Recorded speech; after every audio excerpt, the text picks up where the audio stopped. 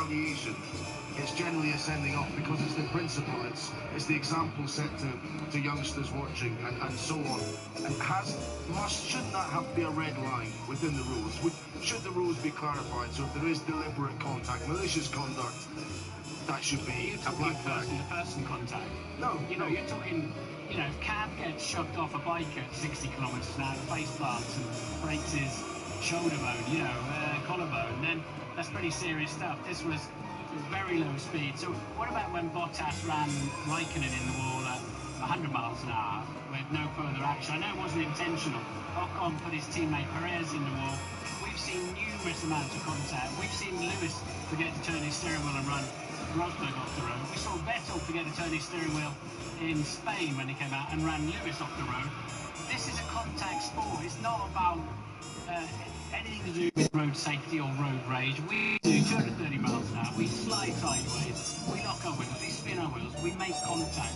It's an aggressive business that we're in. And stuff like that goes on all the time. It just happens to be at the front of the field. To many people, the slow speed aspect makes it even more cynical. Well, I'll move on to the apology, which is the reason Jean so fucking slow. Any more punishment than he got on the race itself.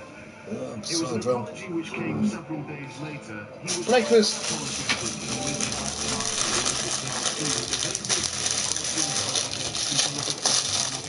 And actually took zero responsibility. Why does an apology so much later overturn that? Pacifying the whole situation. He had to go to the FIA and say, I'm sorry, I shouldn't have done it. He said, I made a mistake, I learned from that. For some people that was enough, but others it's not enough. That's not acceptable. But I've kind of moved on from it now, Craig, to be honest. You use the expression handbags, but when I think of all the things that I commentated on the last 20 years and all the things that happened to me when I was driving, and some of the stuff I dished out as well as a driver, it all seems a lot of fuss over nothing to me, but I know people are upset about it. Okay, I will paramount over to your greater wisdom in these affairs. One disagreement in 6 years isn't so bad, I suppose. Thank you very much, gentlemen. Right, the T20 Blast starts tonight. What a tournament it promises to be. Here in the studio to preview it all is a man who knows all about winning the trophy. That is Dominic Corker. Let's start with that. Shall we? Good morning, by the way. Good morning. Let's start with that. You lifted the trophy with Hampshire as their captain. Happy memories, no doubt here. Look at that. What are the secret ingredients you need to be a winning side? Well, just look at that. That's what it means to a group of young fellas who were unfancied. Yes, we had a few magical players in there, but a side that stuck together, Rob, and knew what plans they had, picked the right surfaces to play on, and took the opposition on, didn't fear anybody, and were strong at home. We were the first county to win the T20 Farmers' Day on their home ground, and we made, the Rose Bowl as it was, or the Ageas Bowl now, our fortress. Okay, let's have a look at the odds for this year then. And Surrey start favourites, and there's a star quality look to their batting lineup, isn't there? Well, it certainly is. When you look at somebody like Surrey, you look, they got to the final as the Royal London 50 without somebody like Kevin Peterson, who is back in this year's T20 Blast. Never underestimate this man. He still wants to prove that he is a force in international cricket, or even domestic cricket, wherever he plays, whether it is in the Big Bash or the IPL, wherever it is, he can still light up any stage, even though the person in the crowd can't catch. But that's somebody that you'd look at and say Kevin Peterson, and then you have to look at this man, Aaron Finch. Wow. Bowling at this guy is hard work in any form of the game. To stop him scoring, I was listening to the interview earlier on when you first started. He talked about the excitement of playing in the Big Bash, and that's what it means to somebody like Finch, who has played all around the world. And if he plays like this with Kevin Peterson, that's why they make, and Jason Roy throw him in as well, that's why it makes these the favourites to win the competition. Okay, so they're the favourites, Surrey, with the bookies. Then who are your favourites? Well, the guys who beat them in the Royal London 50, and that is Notts. And the reason why I say Notts is because they've got an ingredient now of winning games. They're doing well in Division 2. Yes, all right, people say Division 2, but they're winning games under Peter Moores. They have an exciting lineup. I was at Essex when they beat Essex in that semi-final, and you saw the likes of Sami Patel get 100, Stephen Mullane was excellent in that, Stuart Broad played. They've got a wealth of depth, they've got experience, so that's why I'd tip, even though I'm working for Derbyshire, I can't believe I'm saying this, I'd tip Notts to perhaps be up there and maybe win it. Right, OK, so many talented players who've come over for this competition. You picked out 3 to watch, so talk us through. Well, the first one you look at is Mohamed Amir, who we saw in the Champions Trophy and really took his team to obviously victory. Been through his struggles off the pitch, but we know that when he's on form, he's difficult to play. Swings the white ball, he's got pace, and he gets big wickets. You know, Virat Kohli, brilliant. He just only dropped the ball before and then gets him out the next ball. I have to go with Imran Tahir, the second best bowler in T20. I played with Imran, he was part of the winning side at Hampshire, takes wickets. He's an enthusiastic player who will, all players feed off him. That's why for him, even though it's at Derbyshire, we are 40 to 1 to win it as a side, but with him in it, never underestimate this guy. Whatever team he plays in, his celebration is one of the best. He runs that far away from you. It takes you about 10 minutes to get to him. I'm looking forward to seeing Imran bowl tonight at Northampton. And then Brendan McCullum, you know, a guy who has retired from the international stage, but he still is a threat. Very difficult, like a Finch, to bowl against, can be very, you know, destructive and can win games single-handedly. So those 3, with a lot more, it should be a great T20 blast this year. Yeah, so that's the overseas players. Well, what about the English talent with batsmen with the hitting power? Which one should we be looking out here for? Well, somebody who's not involved in the test side at the moment, there was rumours he may get in there just as a batsman, is Joss Buttler. You know, proved to the Indian faithful that he can do it in the IPL. Very good player of fast bowling. He's got all the ramp shots and the sweeps, gets runs to win games. You know, playing that shot, Rob, that's so difficult to bowl against. And when he does it consistently, and then when you try and pull your legs back, he just smashes you back over your head. So him, and then somebody who's taken his time really to get into the international stage, been around a long time. I even played against this guy. That's how long he's been, you know, around. And proved that, you know, this is why England should have perhaps picked him. Destructive with, you know, the white ball. And, you know, when he's playing like this, David Milan can win games. And I keep talking about people who can win games. He can do it. James Vince, well, my old former player again, has struggled in international cricket a little bit.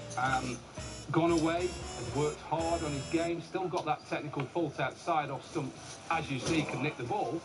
But I think now he's settled in the captaincy role for Hampshire and knows how to win games on his own. He'll be another one that keep your eye out for him. Those are 3. There's so many players to look at. Them 3 are the ones that I'd say will be up there with the leading run scorers. What about the bowling department? Who's the men to watch with the variations and the wicket-taking abilities? Good little point there, variations. And this guy here, Tom Curran, has it all. Got himself into the England side and showed that he wasn't frightened, Rob. You see players, when they go from county level to international level, struggle to express themselves. They struggle to show these, you know, variations.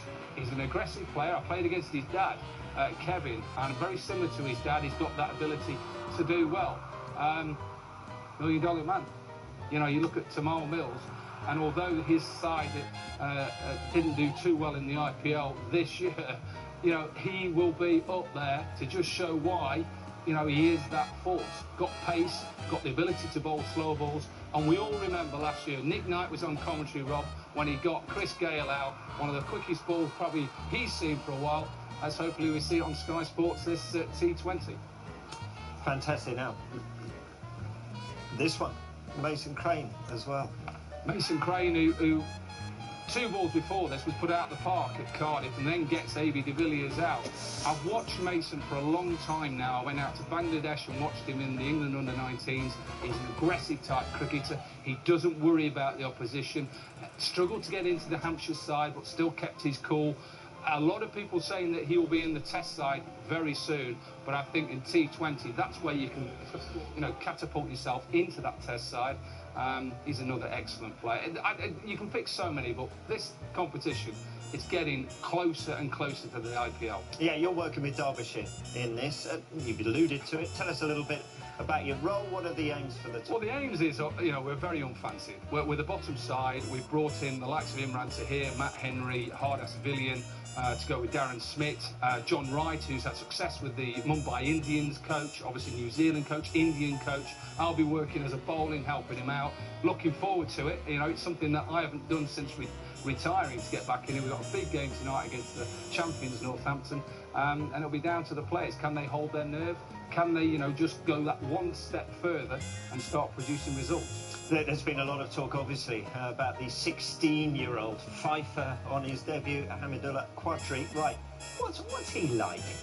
Well, I've not really had a lot of time with the young man, but when you see him and how he reacts, Mel Loy, who runs the second team and the academy at Derbyshire, raves about the young man. He's now got into the England under-19s. He spins the ball. It's simple. He spins the ball, and anybody out there who wants to make it as a spinner did well in his debut and enjoyed it. And that's what you want to see. As a former Derbyshire captain, a Derbyshire supporter now working there, you want to see young guys making headlines, and if that happens, that pushes the county up. An unfancied county, an unfashionable county, people will look at and say, well, they'll come bottom. Let's wait and see, Rob. It's all in the proof is in the pudding. He's in the squad tonight. He may play. Right, okay, now it's not just the serious bit about hitting the ball everywhere. There's also been plenty of funny moments in the shortest form of the game over the years too. One of those is mine. It is yours. Mike, what have you been doing? Yours is the one in the left hand, that one. Kesey's going to snatch that, I reckon. Kesey's had his. He's already had his. It's gone. Have you noticed that incredibly arrogant pigeon that's fielding a silly mid-off at the moment? He's like an absolute hero. Joe Denley wandered down in about the third over and tried to shoo him away with the bat. I'm just really worried about the pigeon, if I'm honest.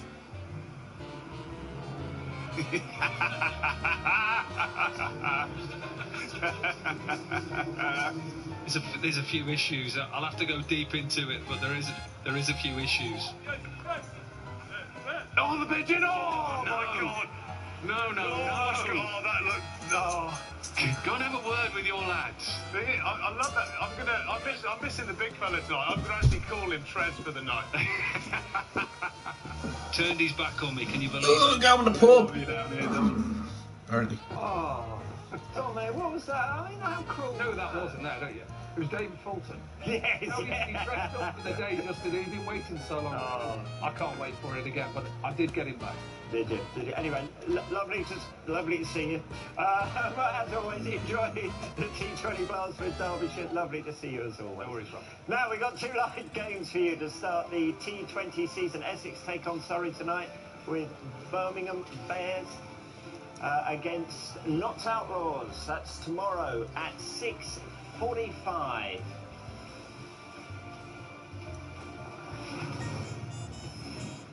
Right, let's bring you this. Gary Monk is set to make his first signing as Borough manager. A deal has been agreed with Norwich City for the attacking midfielder Johnny Howson, and the player will undergo a medical on Teesside this Friday.